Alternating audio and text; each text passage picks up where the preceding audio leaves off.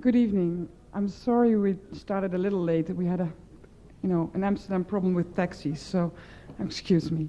Thank you, Kirsten van der Hoven, who played on harp, and he put us, I think, in the right mood.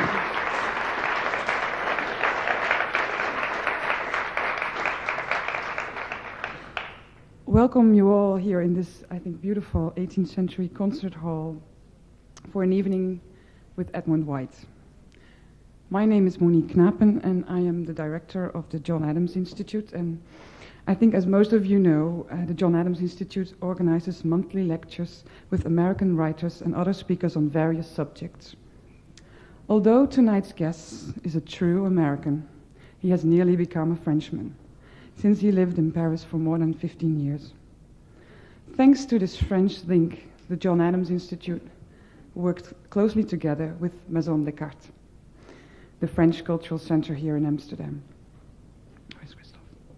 Ah, there he is.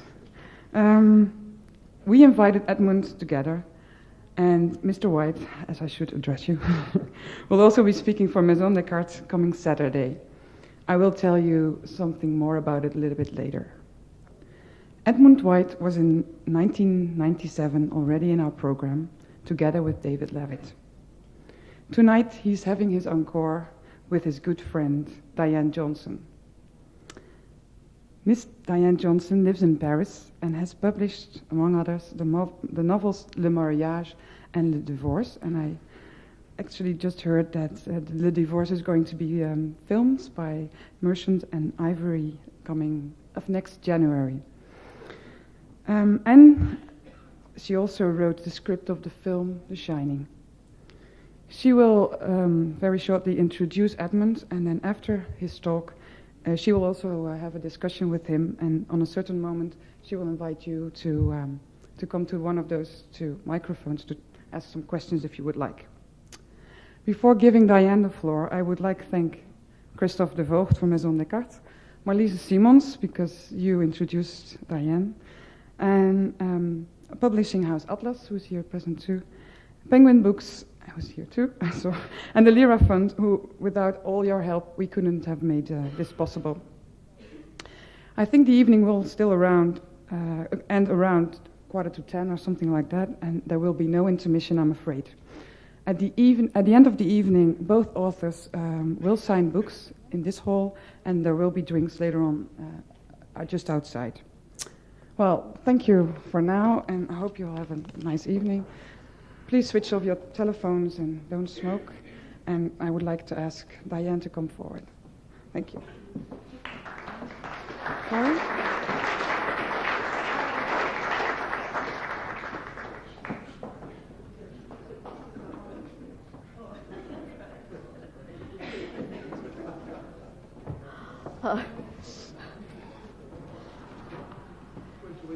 We're waiting for the harp to leave. I'm sorry we didn't get here in time to hear it.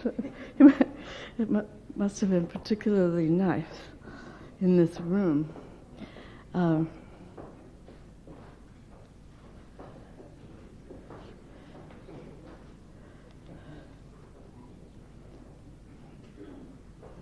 Okay. So, this works? Yes. Well, as you all know, it's the work of our friends that we subject to the most serious scrutiny. And of how many of our friends, jealous writers that we are, can we say without reservation that it is wonderful? The most active scrutiny only reveals Edmund's many perfections, and so it's really rare pleasure and fun to be here to introduce him. Edmund's work is various, elegant, moving, beautiful, funny, and smart. Those of you who heard him last time know that already. He's written novels, essays, journalism, and even plays, critical articles. In all of these genres, he's a star, though he himself might, like Henry James, with whom I in some ways would compare him, might feel that his play, Blue Boy in Black, was underappreciated. A few sentences of biography.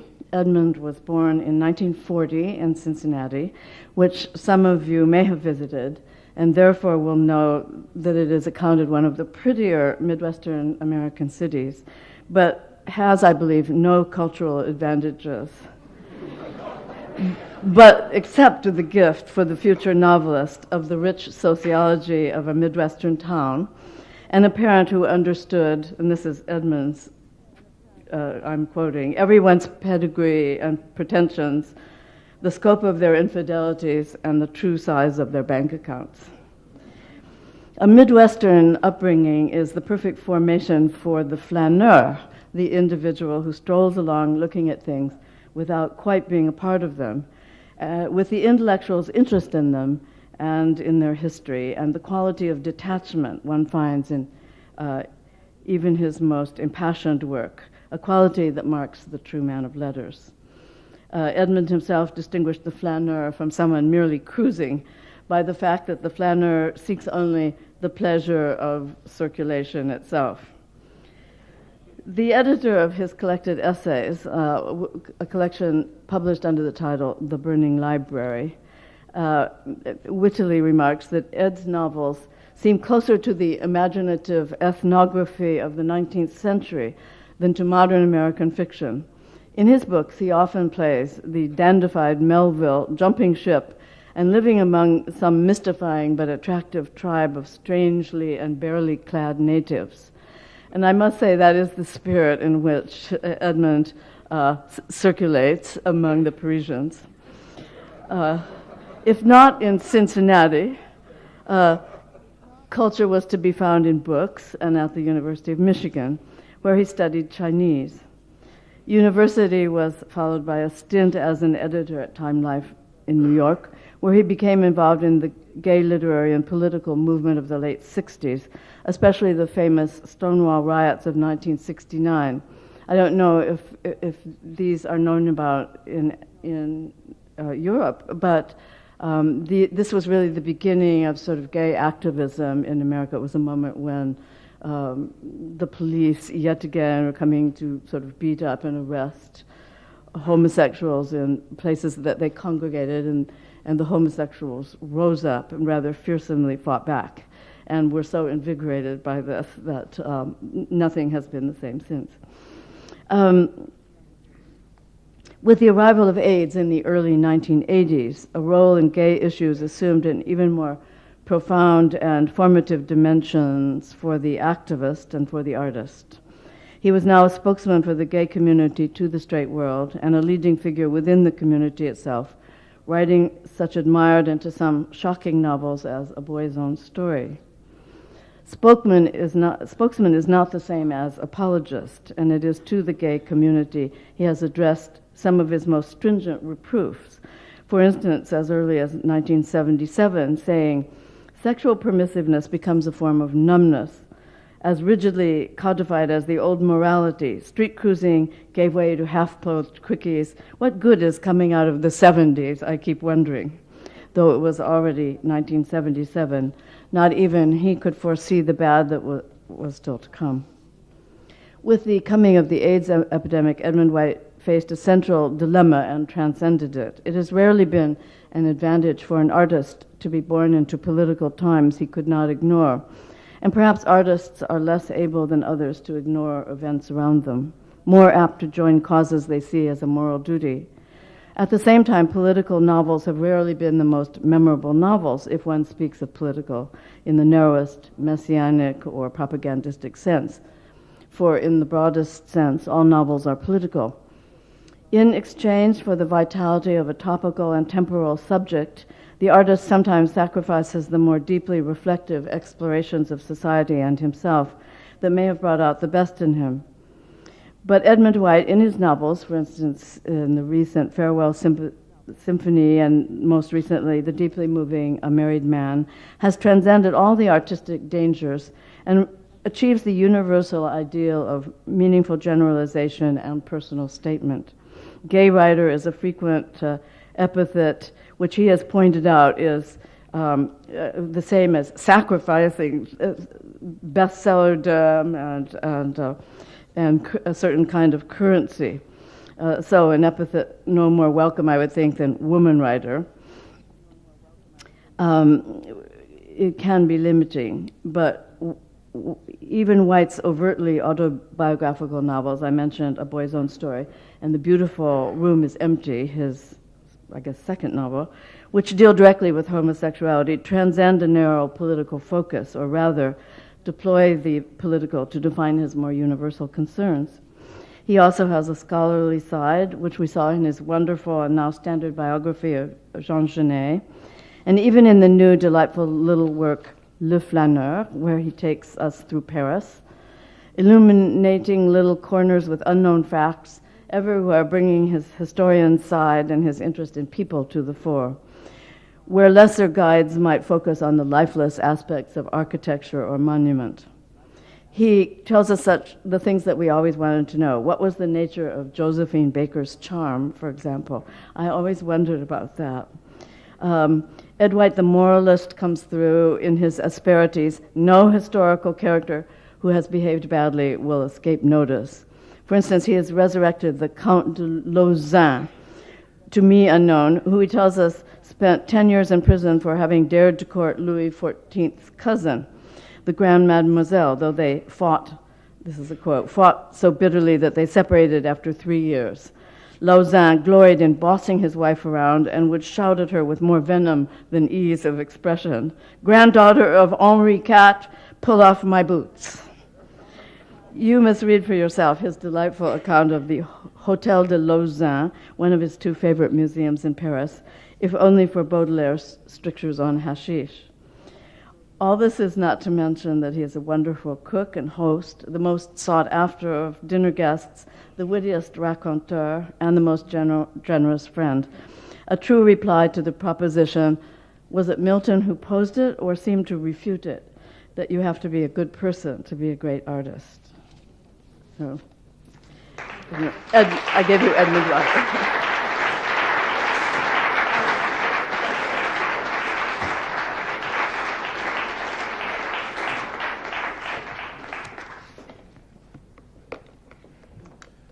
That's a marvelous introduction. Thank you. I'm afraid I won't be able to live up to it. Diane is, of course, a wonderful novelist, and one of my great pleasures in recent years in living in Paris was to sort of share the turf with her. I mean, because oddly enough, even though everybody thinks of Paris as a place where American writers congregate, that is no longer the case, really, and it's probably too expensive or something. But I think young American writers now go to Prague, possibly they come to Amsterdam, but they don't go to Paris very much. And I sometimes think that after Mary McCarthy died, you and I, Diane, were virtually the only people there. And now I've abandoned ship, too, because I've gone back to New York. But Paris lives on in my heart. And I want to just talk to you a little bit about the flaneur and the idea of the flaneur. Paris is a great city of the flaneur, that aimless stroller who loses himself in the crowd, who has no destination and goes wherever caprice or curiosity direct his or her steps. In New York, the stroller can amble along from the Wall Street area up through Soho, the East and West Village, and Chelsea, but then one must hop a cab up to Amsterdam and Columbus on the Upper West Side. The rest of the city is a desert unless you have a taste for rather arid shops along Madison. And of course the Morgan Library would be an oasis and even the most daunting desert. In Paris, virtually every district is beautiful, alluring, and full of unsuspected delights, especially those that fan out around the Seine in the 1st through the 8th arrondissement. This is the classic Paris, defined by the Arc de Triomphe and the Eiffel Tower to the west, and the Bastille and Pantheon to the east.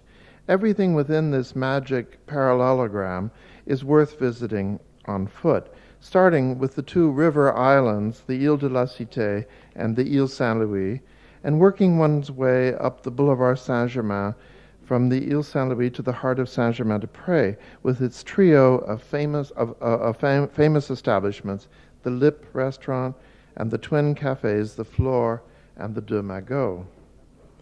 In 1939, Léon Paul Fargue could write without a hint of irony, if during the day there was an English cabinet meeting, a boxing match in the state of New Jersey, a first prize for conformism, a literary punch in the ribs, a contest for tenors on the right bank, or a nasty squabble, the habitués of the cafes on the Place Saint-Germain-des-Prés would be among the first to be affected by the results of these meetings or competitions. The square, in fact, lives, breathes, palpitates, and sleeps by virtue of 3 cafes as famous today as state institutions. Saint-Germain, or indeed any of the other arrondissements in central Paris, make up a world meant to be seen by the walker alone, for only the pace of strolling can take in all the rich, if muted, detail. The loiterer, the flaneur. By the way, there's just a new anthology that's come out in English of literature about the flaneur, which is called Loiterature. Anyway, the loiterer or the flaneur has a long distinguished pedigree in France. An Italian traveler said in 1577, looking at people go by has always been the Parisians' favorite pastime. No wonder they're called gawkers, badauds.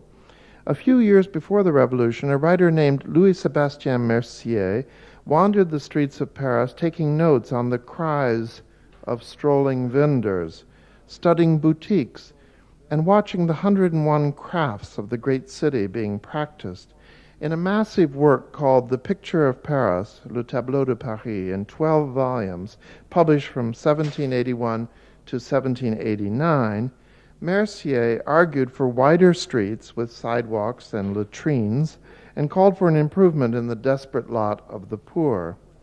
These practical and noble goals, so typical of a man of the Enlightenment, were of course transposed into a discordant key by the Revolution and the Terror. In any event, they seem little more than a pretext for Mercier's enraptured inventories. As he admitted, I've run about so much to do the picture of Paris that I can say I've done it with my legs. And I've learned to walk the pavements of the capital in a manner that is nimble, lively, and eager. That's the secret you must possess in order to see everything. There was not too long ago a wonderful exhibit in Paris of Mercier's Paris, and it was quite a terrific show, and it even had recordings of the different cries of the vendors, as people imagine they must have been.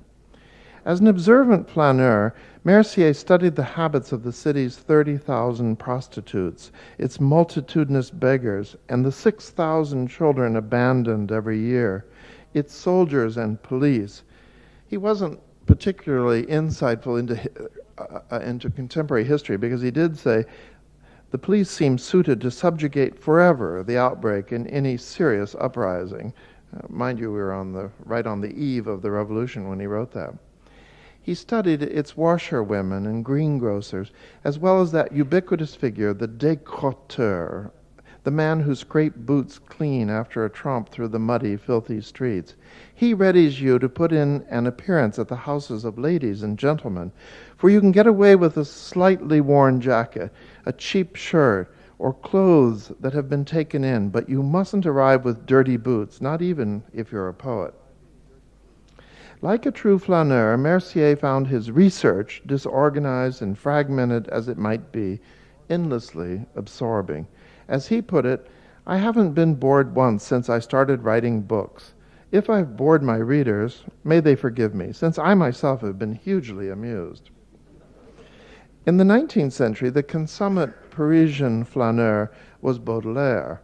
One of the key texts of the modern urban experience is his essay, The Painter of Modern Life, in which Baudelaire talks about the caricaturist Constantin Guise, a man who so shunned public attention that Baudelaire refers to him only under the deliberately misleading initials M.G.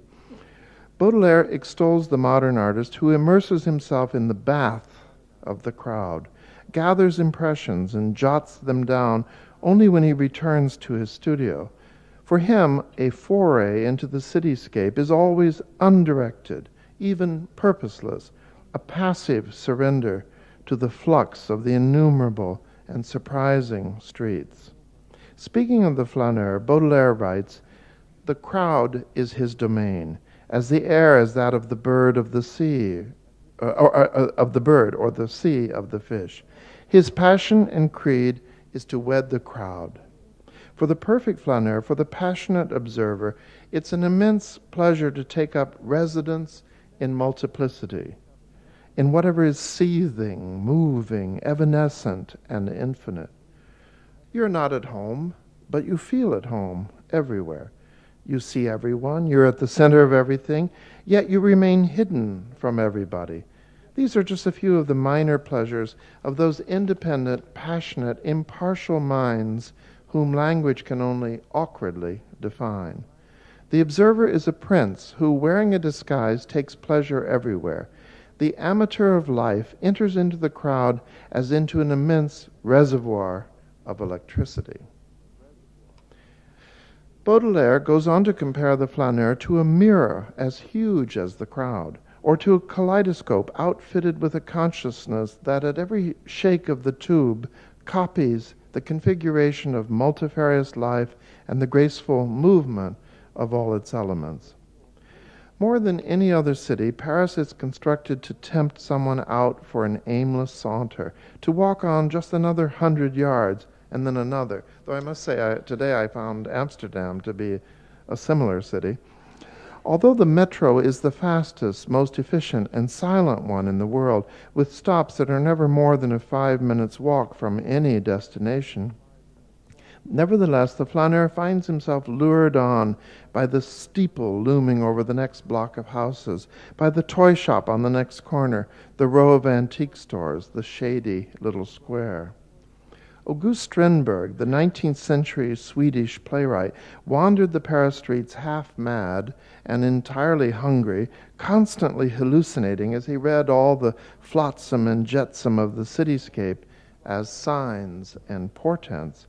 As he records in the short novels Alone and Inferno, if he saw a bit of tinsel buried in the macadam, he took it as an omen of what the day held in store for him. If he saw actors milling around a stage door, he interpreted them as messengers from another world. Although Proust was a famous shut-in, he made strategic sorties that provided him with much of his material. To the Champs-Élysées as a child, for instance, where the narrator first encounters his great love, Gilberte. As a young man, he made excursions to the mythical seaside resort Baalbek, based on the real Norman town of Cabourg, and to Venice, although most of his trips were too purposeful, too given over to culture vulturing to count as flânerie. Later, even when he was very ill with recurring attacks of asthma, he had himself driven in a sealed car through the countryside to look at, never to inhale, the flowering hawthorn trees. Proust was sensitive to the ways in which one's current reading, preoccupations, even frustrated desires color one's thoughts while out walking. He said, "If this desire that a woman should appear added something more exalting to the charms of nature, they, in turn, enlarged what I might have found too restricted in the charms of the woman. It seemed to me that the beauty of the trees was hers also, and that her kisses would reveal to me the spirit of those horizons, of the village of Roussainville, of the books which I was reading that year, and my imagination drawing strength from contact with my sensuality expanding through all the realms of my imagination, my desire no longer had any bounds." To Proust goes the glory of discovering that boundless desire is the true province of the flaneur.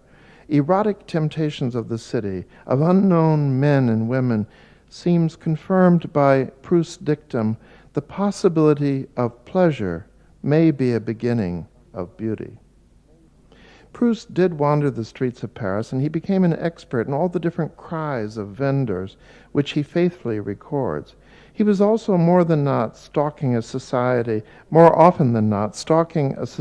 beauty or an arbiter of society, such as the elegant Comtesse de Chévigné, the main model for the Duchesse de Guermantes.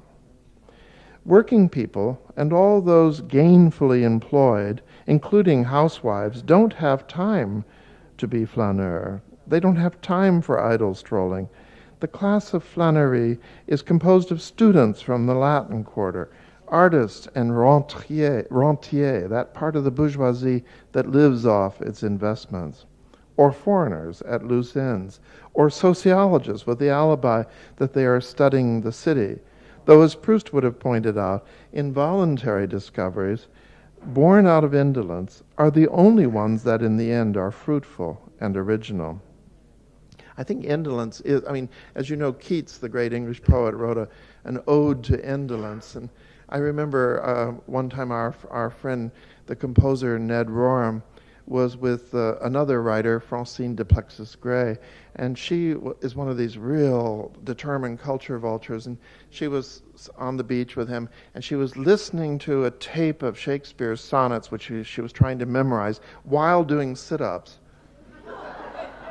And Ned said, "Oh, Francine, didn't you know that creativity begins in indolence? Stop trying so hard." But I think that's certainly what one would say in favor of flânerie. It's not trying at all. One sociologist who combined flânerie and reflection was Maurice Halbwachs, who began to keep notebooks based on his walks in the 1890s. Typically, a stroll past Notre Dame will lead him to speculate on the two sides of the Middle Ages, the meditative and the artistically energetic, and then to think about Christianity itself. Or soon after the dreadful fire that killed 121 people in the Bazaar de la Charité, many of them society ladies, Halbwachs is unable to pass an elegant woman in the street without seeing her charred under her clothes, and behind her skin I see her bare cranium, and I tear her eyes out in order to dig into her sockets, and I remove her sex, and I see nothing but her skeleton and bones, and she smells of burning as I go past. Dreadful vision, macabre evocation that pursues me. In the 20th century, the founder of Surrealism, André Breton, established rules for the irrational, made a method out of the madness of earlier flânerie. In his novel, Nadia, he pursues a woman through Paris, always the right bank, and accurately records in words and photos each sighting, for as he explains elsewhere with characteristic pedantry, only the precise reference, absolutely conscientious to the emotional state of the subject at the very moment in which such events took place, can provide a real basis for appreciation. Breton and Nadia become friends and arrange to meet in cafes, but Nadia comes to a sad end. She is committed to a mental hospital, an eventuality that gives the unfeeling Breton the occasion for railing against psychiatry. Like Strindberg, Breton reads the cityscape for signs and portents. Thus, the Tour Saint-Jacques, all that's left of a medieval church that was demolished by the Revolution in 1797, behind its veil of scaffolding erected for repairs, suddenly strikes Breton as the great monument of the world to the sphere of the unrevealed. He compares it to a giant sunflower. The Tour Saint-Jacques was specially dear to the Surrealists because the original church to which it was attached in the Renaissance had been paid for largely by Nicolas Flamel, a public writer and alchemist. This ruin, Flamel's the one who, after his wife died, Pernetti, he went into deep mourning, and he was always working in his basement, in his laboratory. And one day his maid said that, all this was right in the neighborhood of the Tour Saint-Jacques, and one day his maid said that she was ordered by her master to go down the stairs, and he followed her down to the laboratory, and suddenly she heard this whoosh like a fan snapping shut, and she turned around and he disappeared. So he was a very good alchemist. Anyway, this ruin, the ruin of the Tour Saint-Jacques, which he built, as well as many buildings, especially the strange Musée des Arts et Métiers, struck the Surrealists as essential elements in a modern mythology. As the German essayist Walter Benjamin remarked, the Surrealists were attracted to everything that was out of date, especially, quote, the first constructions in steel, the first factories, the oldest photos, objects that had started to die, living room pianos, clothes more than 5 or 6 years old, fashionable places that had begun to lose their luster. But the city offers the Flaneur not only buildings and towers, but also amorous adventure. In his journals, Picasso writes that he met one of his mistresses by following the advice of the Surrealists to cruise the boulevards near the Opera House, the Palais Garnier, and befriend the first woman who took his eye. And that way he actually met his second wife, Fernande. The method was no doubt aided by the fact that the French, men and women, like to flirt with strangers in public.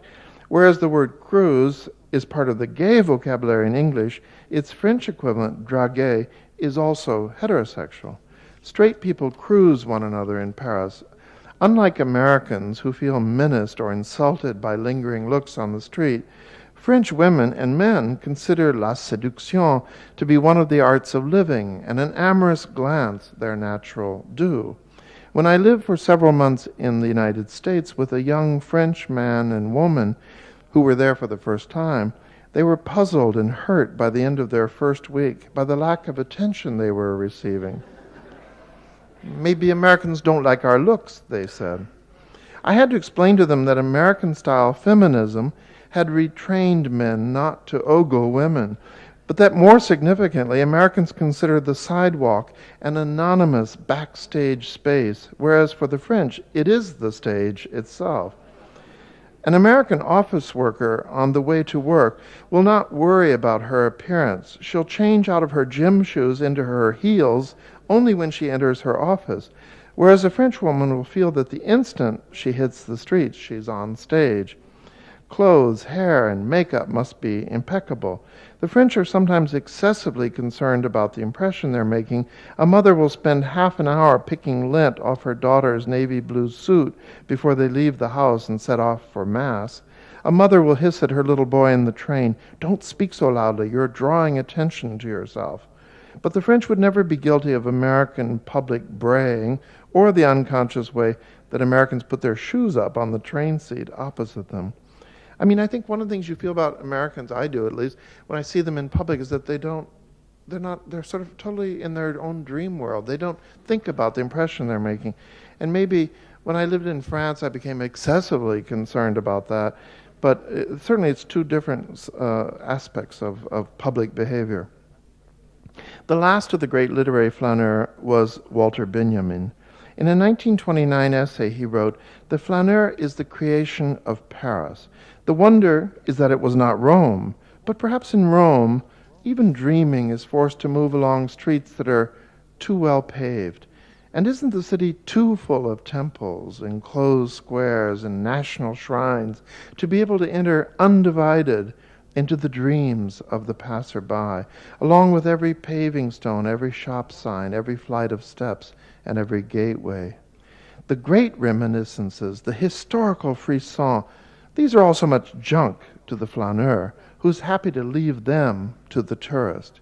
And he would be happy to trade all his knowledge of artist quarters, birthplaces, and princely palaces for the scent of a single weathered threshold or the touch of a single tile, that which any old dog carries away. And much may have to do with the Roman character, for it is not the foreigners, but they themselves, the Parisians, who made Paris into the promised land of flaneur, into a landscape made of living people, as Hofmannsthal once called it. Landscape, this is what the city becomes for the flaneur, or more precisely, the city splits into its dialectical poles. It becomes a landscape that opens up to him and a parlor that encloses him. So that's Benjamin. This inside-outside dichotomy of Paris, as experienced by the flaneur, keeps showing up in Benjamin's notes. He says, just as flânerie can make an interior of Paris, an apartment in which the neighborhoods are the rooms, so neatly marked off as if with thresholds, in an opposite way, the city can present itself to the stroller from all sides as a landscape stripped of all thresholds. So there's the room, the apartment as Paris, and there's the landscape, which are these two different elements. In a single packed paragraph, Benjamin pinpoints the exact nature of the flaneur. He is not a foreign tourist eagerly tracing down the major sights and ticking them off a list of standard wonders. He or she is a Parisian in search of a private moment, not a lesson. And whereas wonders can lead to edification, they are not likely to give the viewer gooseflesh. No, it is the private Proustian touchstone. And it's certainly no accident that Walter Benjamin translated Proust into German, or at least the first several volumes. It is the private Proustian touchstone, the Madeleine, the tilting paving stone, that the flaneur is tracking down. Not coincidentally, Benjamin was the translator of the first several volumes of Proust. The weathered threshold, the old tile, practical Romans who are only annoyed when archaeologists tear up the street yet again to unearth another ugly Etruscan temple, show no curiosity about their city's past, which exists in all too great abundance. Parisians are the ones who wander their own city in search of little miracles.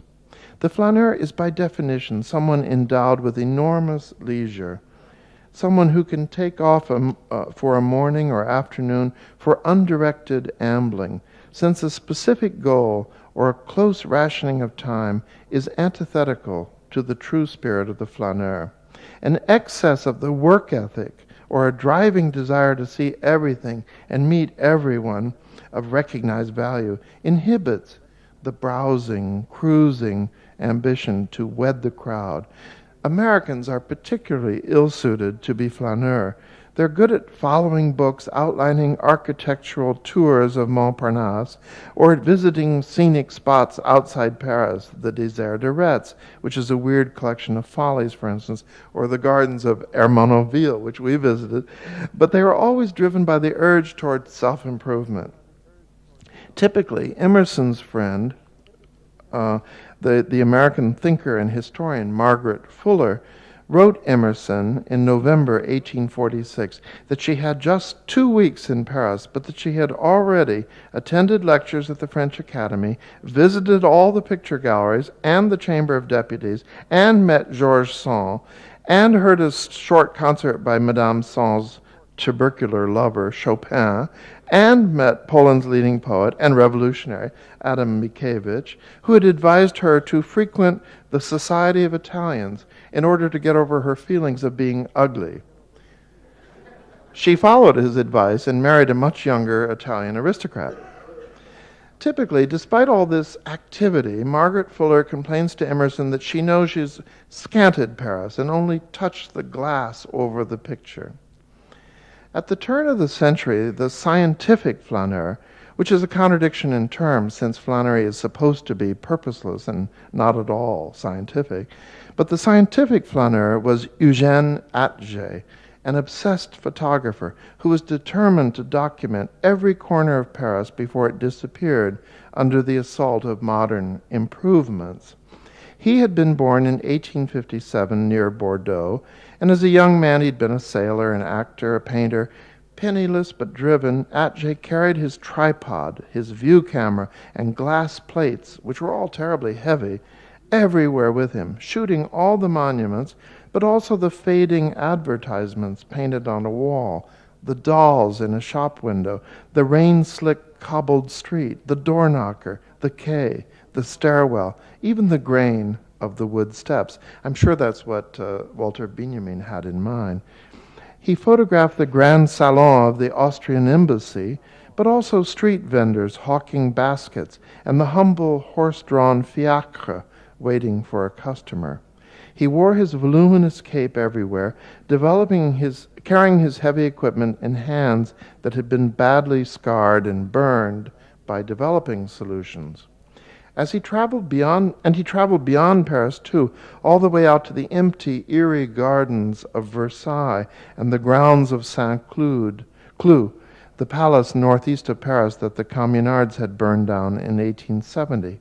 Despite his irreproachable credentials, as a documentalist, Atget comes most into his own when photographing these pale gods and goddesses in marble, lining the unvisited alleys of bare winter trees. I remember one friend of mine, who's a good friend of Diane's too, when she was abandoned by her husband, she went stark raving mad and had to be put in a clinic in Saint Cloud, and I would go visit her every day, and we would walk through these immense gardens of Saint Cloud, and I kept thinking of Atget. They were always filled with mist and rain, and the statues were there, and it was all sort of melancholy and noble and very much a phenomenon of the past. Now, of course, the statues at Versailles are wrapped every year from All Saints' Day to Easter, and they look like Christo has been busy, because all that'll stick out will be just a hand or a toe or something, but otherwise they're totally wrapped up. Atget lived in a tiny studio on the 5th floor of 17 bis Rue Campagne Première, just off the boulevard Montparnasse. There he stored his immense collection of documents pour artistes, as he called them, and indeed he sold his photos to theatrical decorators, film directors, painters, tapestry makers, anyone who needed a visual record of a vanished Paris. When Bernice Abbott, the young American photographer who virtually discovered him, asked Atget if the French appreciated his work, he said, "No, only young foreigners."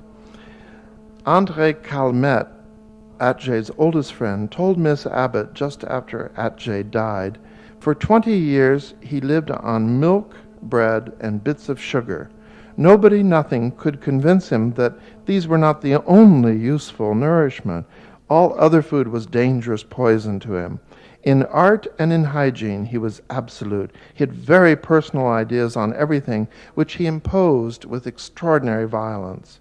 He applied this intransigence of taste, of vision, of methods to the art of photography, and miracles resulted." Walter Benjamin, speaking impersonally, but probably referring to himself, recalls several aspects of the flaneur. For one thing, he or she is indecisive, unsure of where to go. The flaneur is embarrassed by the richness of his or her choices.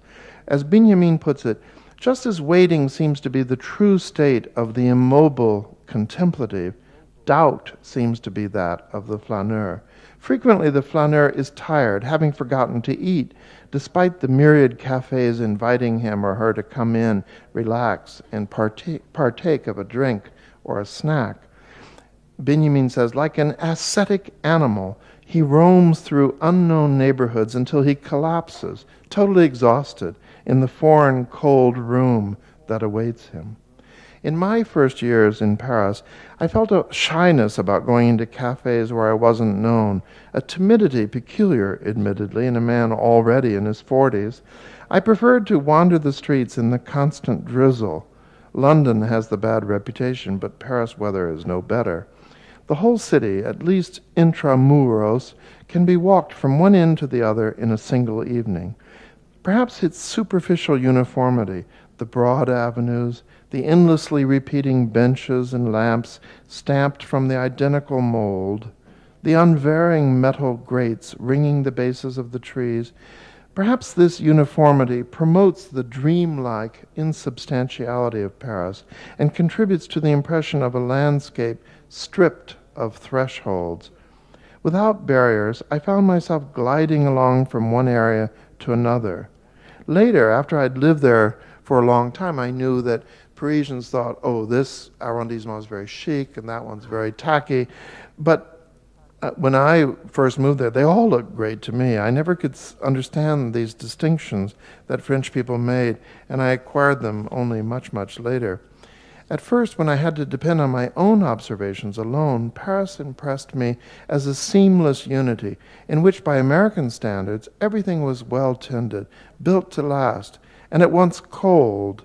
The pale stone walls, the absence of neon, the unbroken facades never permitted by city ordinance to pass a certain height or to crack or crumble without undergoing a periodic facelift, and discreetly charming. Lace curtains in the concierge's window, the flow of cleansing water in the gutters, sandbagged to go in one direction or the other, the street fairs with rides for kids, the open-air food markets on very particular days, segregated into different stalls under low awnings, just spices, just jellies and preserved fruits, not to mention the stands of the pâtissier and the baker, the florist, the butcher, the fishmonger, or the counter selling hot sausages and choucroute, or more than 200 kinds of cheese.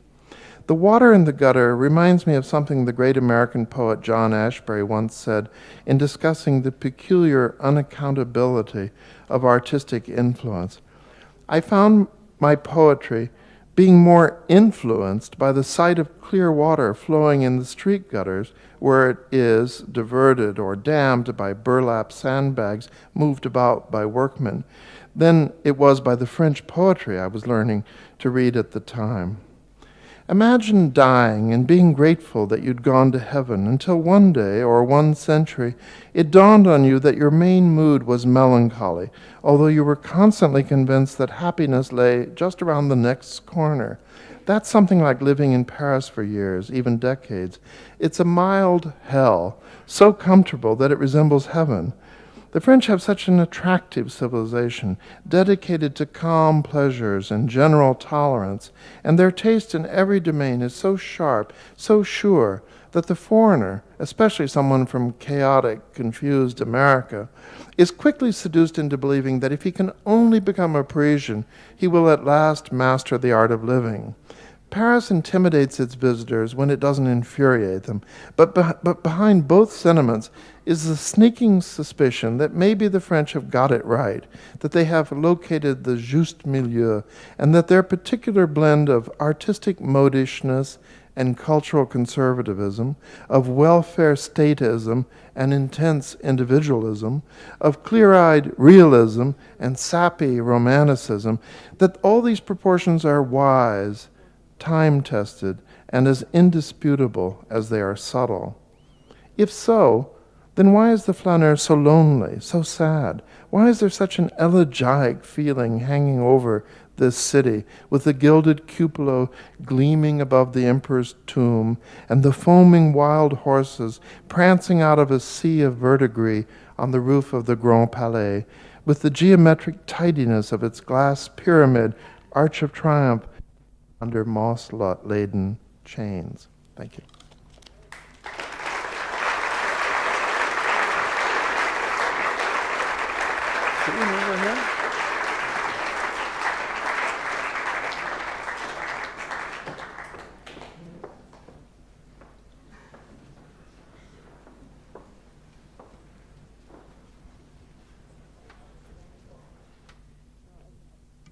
No, no.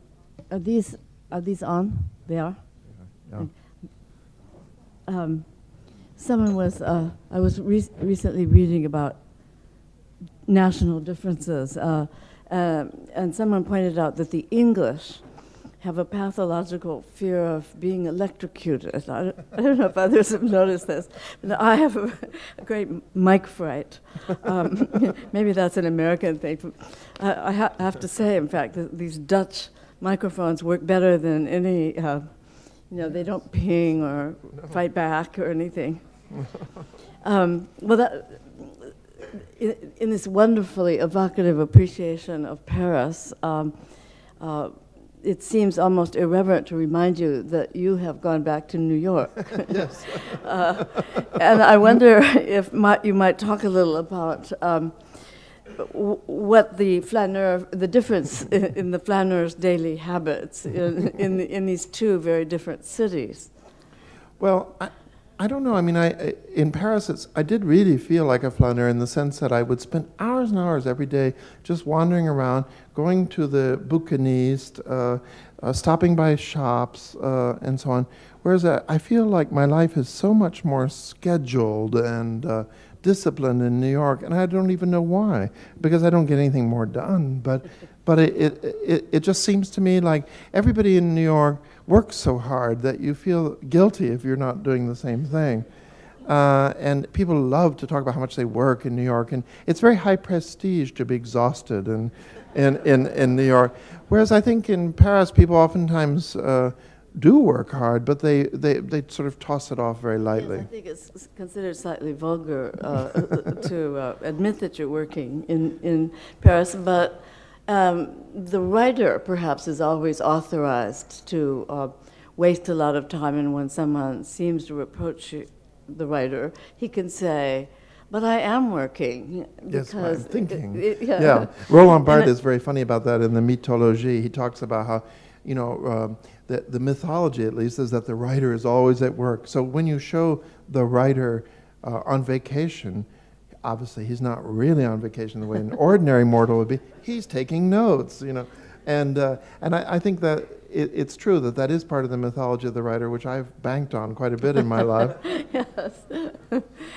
Well, you touched on this when you were talking about the busyness of New York, but do you think that that the sense of time is very different now, even in Paris, from the sense of time in Proust's time? Did he have a different rhythm as well as a different Paris? Well, I think he did, of course. I mean, it was a small world in which, you could really track society. And I think part of what his book records really is the end of that era. It came to an end, I think, first with the Dreyfus Affair, which sort of tore society apart, and secondly with World War I. And those are two of the great external events in Proust's book. So I think he's very interested in showing, in contrasting what those two things did with an earlier world when he was a boy playing in the Champs-Élysées gardens, or when he was first meeting somebody like the lady in pink, Odette. Yeah. I thought you were very interesting on the Dreyfus Affair, something that's very hard to keep straight, in which you managed to, encapsulate. In fact, one of the things I liked about this wonderful book, one of the many things, is the way you do give history. I suppose you could have called it Contra Benjamin, but because he wouldn't have quite approved of bringing to bear the historical details on the experience, flânerie. Well, I think an English critic pointed out that this book actually violates the whole idea of the flaneur because it's much too hardworking and American you and purposeful. You had to look up all this stuff. Yeah, right. Yeah. Yes, but that's what I liked about it, being American. Right. I suppose we'll have to learn from the audience how a Dutch person liked it. I imagine as much as Americans have. And in fact, we could invite you to ask questions and join a discussion. If some of you will think of questions, and whilst I'm asking Edmund one more or some more, one is it different being an American flaneur in Paris from being a French one?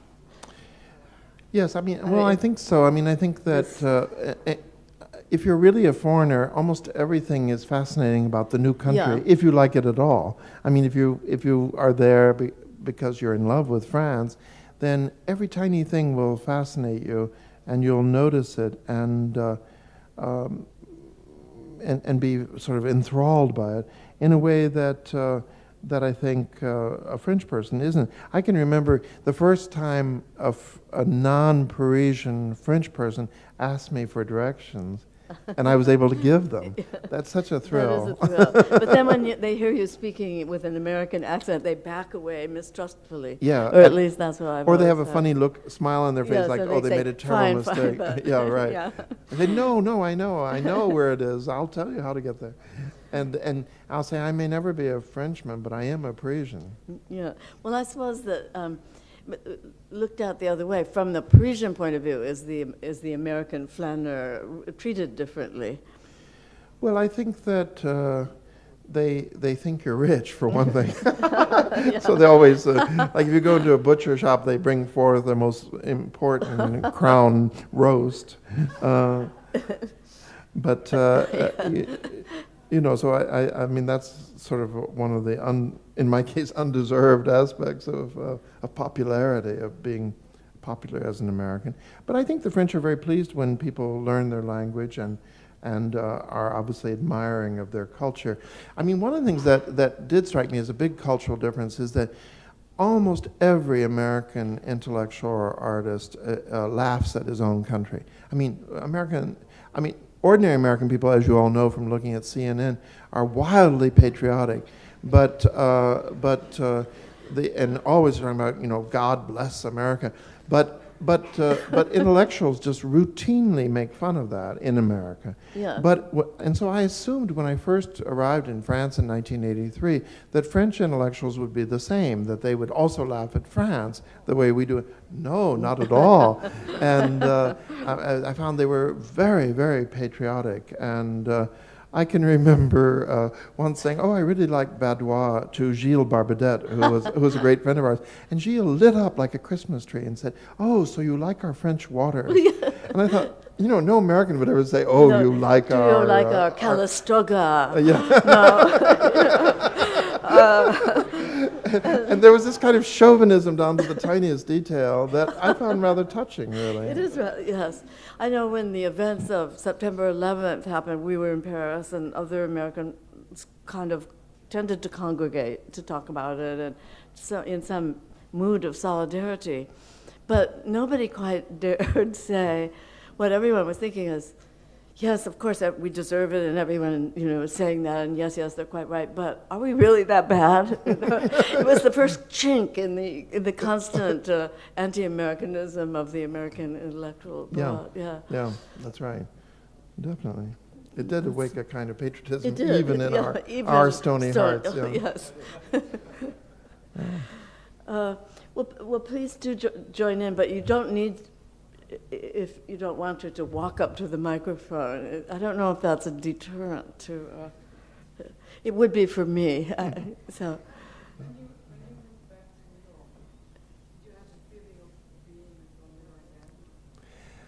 Well, I actually, I think I'd been too much of a flaneur in Paris, so I was completely broke, and I went back to New York to get a job. That was one thing. And so I did begin teaching in a rather serious way at Princeton. And so suddenly I had to get up in the morning and discipline myself and go to work and do things like that. So I didn't really have that much time to be a flaneur. And so I think my whole life changed in a way. Because I always did have the feeling like that Paris was a bit like already being dead and in heaven, whereas I felt sort of reborn and back on earth when I went back to New York. Is also you talk about flaneur being kind of bisexual type, and about cruising in New York is more being of a gay type. Can you say something about the difference of being gay in Paris and New York compared to this flaneur and this cruising behavior? Is more cruising in gay? Well, I was thinking that especially the word draguer in French, really is either heterosexual or homosexual. And if you're a gay man, a woman friend will say, "I think that man is cruising us. Il nous drague," and it's not exactly an experience one would have in America. I mean, I think cruising has always been a word that's been reserved for gay people, and I think that heterosexuals maybe in America, at least of my generation, are slightly more prudish and wouldn't really admit that that's what they're doing, or that it's a real fact of everyday life. And the other thing I tried to mention in the little thing I was discussing earlier is that I think that in America, people, I think a woman enjoys being approached at a party by a man she's been introduced to, but the idea of somebody in the subway, looking at you and starting to talk to you and giving you his phone number or whatever, it all seems very aggressive and sort of dangerous and insulting, I think. But I have a friend in Paris who's a very handsome young man, and we'll ride the metro together, and girls will give him their phone number. And I always think that's so interesting. I can't imagine that happening in America. Well, I know that women, sort of middle-aged women or even elderly women, one's friends, come to Paris, one of the things that they like especially is the fact that men will cruise them or be flirtatious, whereas in America, a woman of that age is invisible. Yeah. Exactly. So that's maybe they're only wondering where it's a form of politeness, Yeah, or a sort of desirable social behavior to make everyone feel welcome on every level. I think that's very nice. It is nice. Absolutely. It's what time is it? Oh, yeah, we're okay. Are we? Yeah. Yeah. Okay. Yeah.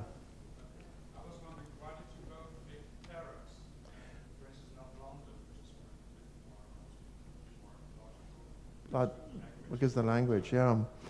Well, why did you pick Paris instead of London? Well, I picked Paris because my husband was working there. I'm a trailing wife, and John came home, who was a professor of medicine, and with an interest in world tuberculosis. The seat of some international organizations is in Paris. So John came home and said, I think we're moving to Paris, which is actually everyone's dream, right? Right. Not to have to make some fateful decision, but to be transported to a magical place. So that's my reason for going to Paris. Mine was I always wanted to live in Paris, but when I turned 30, I quit my job in New York, and I was heading for Paris, and I suddenly lost my nerve. I thought that it seemed to me from my 2 visits before a very intimidating city. So I went to Rome, and I lived there instead, because it seemed to me that somehow I had this sort of idea that the Romans were terribly jolly and friendly, and in fact they're not especially. And but it was sort of the mythology of the warm Southerners as opposed to the cold Northerners of Paris. But finally, when I did move to Paris in 1983, I was lucky because I already had 2 very close friends there, and they were like just the necessary introduction. And they were both French people, and both of them. And they were people who were very interested in American literature, especially. So that was a great help. And then I turned 43, and I thought either I'll just stay in America teaching and having the same life I've always had, because I'd lived in New York for 20 years, or I can change everything. And I can go someplace where I don't know the language, where I'll have to learn it. I'll have to go where I'll be a student, in other words, rather than a teacher. And I'll go back to being a journalist, which I did. And I felt like that would all be a kind of animating and rejuvenating thing to do, rather than just stay doing the same thing. So I'm quite glad I did it. And I think ever since childhood, I'd had this dream of Paris as the sort of center of civilization. Probably I'm the last American generation that would think that. I mean, I think young Americans are very absorbed with America itself, and the big move is from New York to San Francisco, or possibly perhaps to Asia. But I think Europe itself just seems sort of like a theme park or something, like a Disney World. Yes.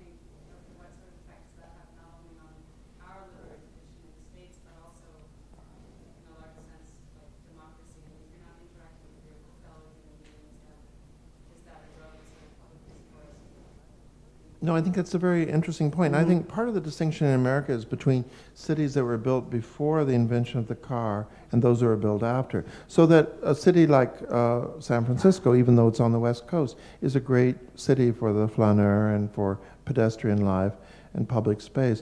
But Los Angeles is not, and they always say if you're a pedestrian, you get arrested. Certainly, it would be very hard to live in Los Angeles without a car. And I think that I remember talking once to a Russian cab driver in New York who was newly immigrated to America, and he had he'd rented a car or something and driven from one coast to the other. And I said brightly, "Oh, what did you think?" And he said, "I think it's the saddest country I've ever been in. There are no little town squares with cafes, no people dancing and saying, I'm not sure they were dancing that much in Russia at that point, but still, nevertheless, I know what he means. I mean, certainly when an American comes to a city like Amsterdam, it's absolutely thrilling. I mean, there's so much hustle and bustle and activity and the bicycles and it's really terrific. And you feel that, and I lived in Venice for a while, and there's a city that everything you do, every assignation you have romantically, whether you become ill and are carried out, everything is seen by everybody because it is completely a pedestrian city.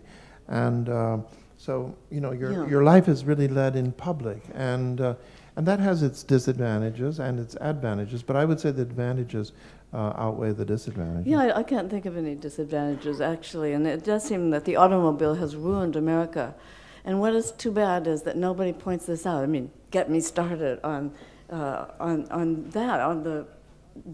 way the automobile has virtually deprived Americans of any idea of what a daily life can be, in the sense that the flaneur can experience and enjoy it.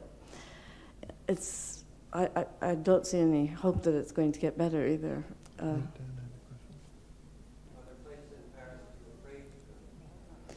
Well, there are places that you're advised not to go, and therefore I've never been there. A certain banlieue that are tough. But since there's no reason to go there, I haven't gone. True, yeah. Well, that's another thing that one could say about Paris. Edmund, you should reply to this, but as a woman, the fact that you can walk around Paris with no concern, I'm sure you can in Amsterdam too, I don't know, but you can't in America. Men perhaps can more freely, but women cannot. And so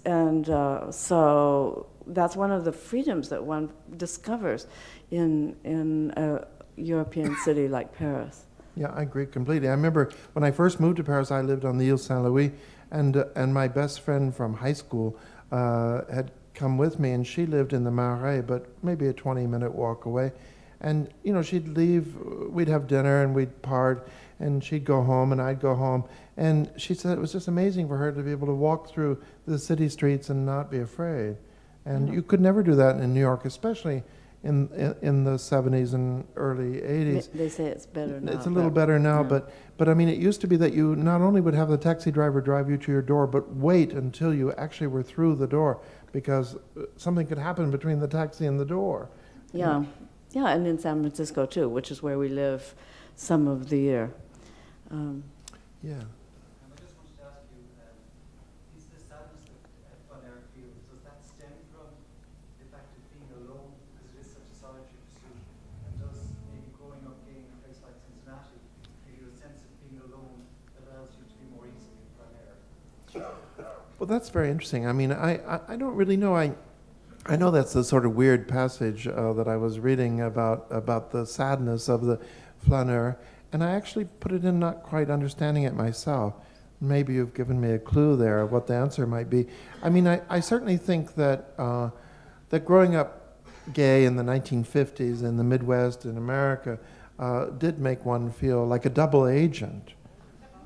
And because you were always pretending to be straight. I mean, you had to survive. So you know, if you were going out with a man, you would say, "Oh, I've met this wonderful woman." I mean, you transposed everything, and and you watched your gestures, you made sure your voice was a certain way. I mean, you had to do all these things to try to persuade people that you were not homosexual. And I think that does make you very, very observant, and does give a sort of fundamental, deep sense of solitude and loneliness, estrangement.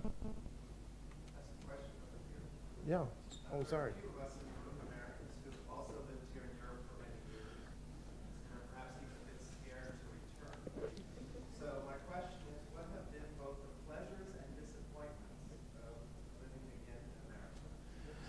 Well, I think if I just take the subject of friendship, the great thing at the very beginning when you first get back to America is how easy it is to meet everybody, how people talk so freely and openly, and how quick the contact is. But the disappointment is how nothing lasts, nothing sticks. I mean, I remember that when I got back to most of my friends from the first time I lived in New York had died of AIDS. I mean, at least almost all the guys of my generation who had been close to me, more than 100 people, had died of AIDS. So I was really going back to a new city, and I found that most of the people that I really began to have sustained friendships with were foreigners.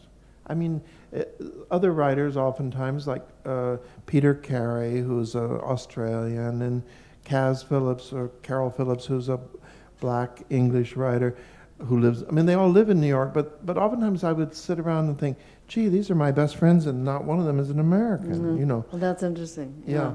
And so that, just on that one score, that was something. Now maybe, you're young, and maybe it's easier when you're younger to make friends, even in America. And it's the strange paradox about America, I think, is that it's famous for its friendliness, and yet I think it's very hard to sustain friendships.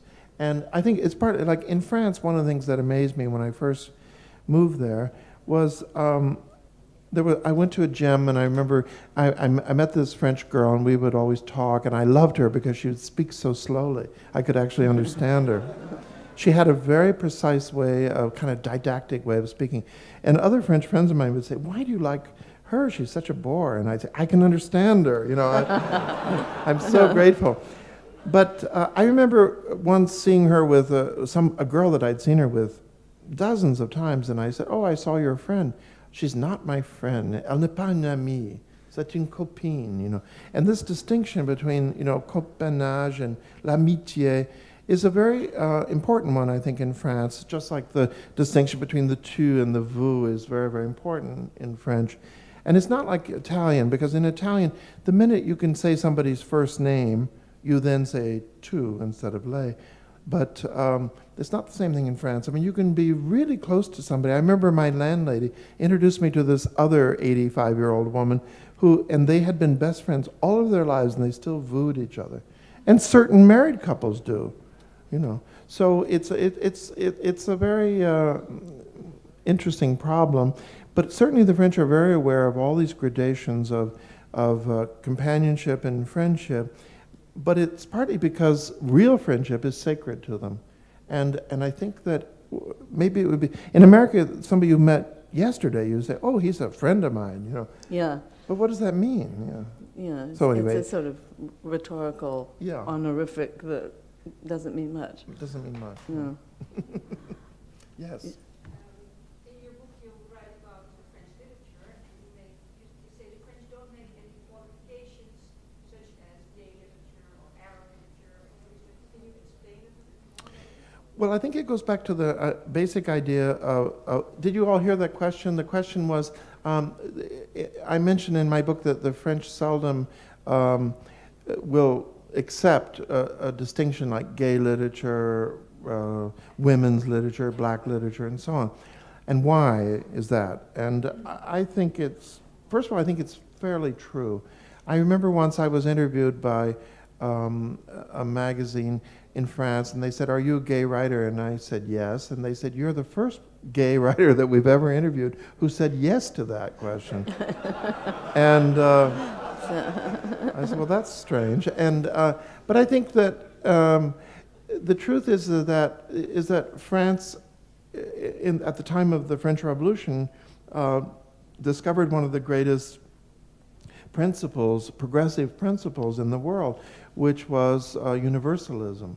And the French felt that it was a kind of diminishment of human liberty to say whether somebody was even a man or a woman, or white or black, and of course it was during the French Revolution that slaves were freed, and that the status of Jews was legalized.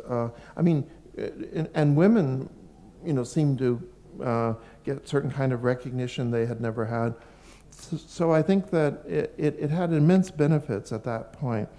And I think that has remained a powerful force in French culture. So I think that, I can remember when I first arrived in France that there were many black writers like Patrick Chamoiseau who were outstanding writers. But I remember them saying I remember him saying on television, "I am not a black writer, I am a writer." And I think that, and gay writers in France like Renaud Camus or Yves Navarre. Yves Navarre would write one book for his gay readers, and then the next book would be about his cat, which would be for everybody. And and it seemed to me that there was a desire to hold the entire audience. And it's true that those gay writers would win the Prix Goncourt and sell hundreds of thousands of copies in a way that, if they were called gay writers, or if they were an American-style gay writer, they would never have that kind of vast popularity. Yeah. So I think that it's it really fundamentally is a cultural difference, and I think that it's very hard to just pick one aspect of a culture and either praise it or criticize it. I think you have to sort of buy the whole system and accept that it is a different system from your own. And I think ours has advantages and disadvantages. I feel like I've lived for significant periods of time in England, in France, and in America. And it seems to me that in America, everything is ghettoized, and everything is a special interest group. Identity politics is very, very important, and lobbies really control the political life of the country. In France, the exact opposite is true. And it would be a scandal to go into a bookshop and see women's studies or gay studies or black studies. They don't organize their bookshops that way, and they wouldn't want to. And the literature only reflects the rest of the unity of national life. What? There's a question back there. Yeah. Yeah. A really controversial thing, of course, in August with David Horowitz's story, which is Salon.com. And I think, although his articles were really distressing, the lack of reasoned response was also very distressing. And I'll quote your comments about special interest groups right now. Do you think that this man had a point, or was he just dismissive of a lot of pain and information? What did he say? David Horowitz. No, yeah. David Horowitz basically said that gay liberation was responsible for everything that came in the 80s, that it had ignored warning signs, that it had politicized all the medical issues, that it prevented testing and other things that would be normal in a play. And this caused, of course, perhaps an enormous stir. There were he got ads in Princeton paper and so forth. You don't have to comment. Tell me what you think. I think the man wrote two closely reasoned articles that were very distressing, especially for lots of people. But it was quite astonishing that he was attacked for bringing up the issues, and nobody made a response. I think that oftentimes the gay community has had a sort of Stalinist tendency to demand a sort of absolute conformity to whatever is the particular prevailing so-called progressive idea of the moment. And it's very hard to sometimes even follow them. And especially when you live abroad, you'll lose track of what is politically correct this month rather than last, So I don't know. I've been very attacked in my writing. For instance, I wrote a book called The Farewell Symphony, which came out only a few years ago, and it was supposed to be a look at gay life in the 70s and 80s, therefore pre-AIDS and post-AIDS. And it seemed to me very important to talk about what promiscuity was like in the 70s in New York. I mean, in other words, it seemed, Susan Sontag once said to me, there's only been a 20-year period in all of human history, basically between maybe 1960 and 1980, when people were free to do what they wanted sexually. That is, the religion had been quieted enough for a moment that it wasn't harassing everybody. And there were antibiotics, so people didn't worry about venereal diseases that much. And for heterosexuals, there was the birth control pill. Anyway, in this tiny window in all of human history, there was a moment of freedom. It seemed to me that that was a very important observation on her part, and I had lived through the kind of ecstasy of knowing what total sexual freedom was like in the 70s. So I presented it as clearly and as objectively as I could in my book. Well, I was attacked by the gay press, and especially by Larry Kramer, terribly, because he felt that I was encouraging people to have promiscuous sex now, and therefore directly contributing to the death of young people. You know, I found all that so crazy, because I thought, first of all, this is a very literary, expensive book that will sell 20,000 copies. You know, if young people need reasons to be promiscuous, they can find them on every street corner. They don't need to read this rather complicated literary text. But secondly, I thought that the idea that just portraying a period in the most lucid and truthful way you could was somehow encouraging a particular behavior or not seemed to me totally crazy. Well, anyway, I know I've drawn the attention back to myself and away from your interesting point, but I just was trying to suggest that I think that probably Horowitz has the right to say whatever he wants to, and it's an interesting point, and it's very debatable. It's a good point of debate, and we need more debate rather than less debate.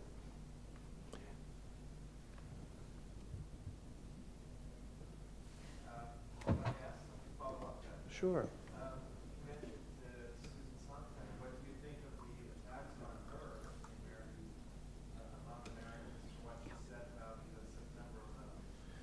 Do you feel that there's maybe a censorship going on? I do. I feel very strongly. Susan Sontag and I are major enemies. We hate each other. But I just wrote a letter defending her to the New York Times, which is going to be published next week, because there was a book review of one of her new book of essays that was in the New York Times Book Review a couple weeks ago that was so disgusting, because it was really distorting all the facts of her life, downgrading her really insignificant achievements and her contribution to American cultural life. And I felt it was just totally gratuitous. And I think, and I remembered very clearly, and I reminded the reader in my letter, the moment in 1981 when Susan went to a big powwow of the left in New York City, and she said, communism is the same thing as fascism. There is no distinction. It is just as evil. And of course, everyone was furious at her, and they wanted to tear her from limb to limb. Now they all believe that, but they don't realize that they changed their view, that she was right and they were wrong. No one has ever said she was right and we were wrong, because people don't do that. People don't acknowledge their mistakes. They just gradually change their opinions and then assume that they always believe them. They rewrite the past to conform with their present standards and values, and they don't have a clear geological understanding of the various strata of their ideas.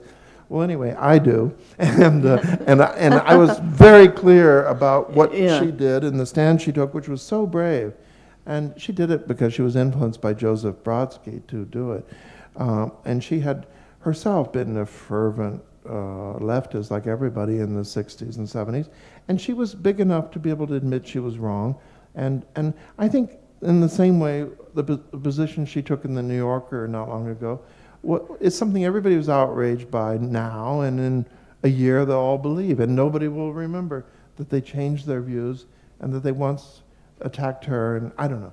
Anyway, that's what I think. But. Okay.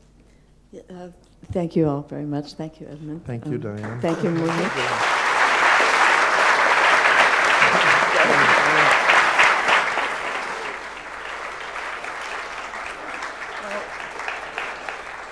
Thank you all.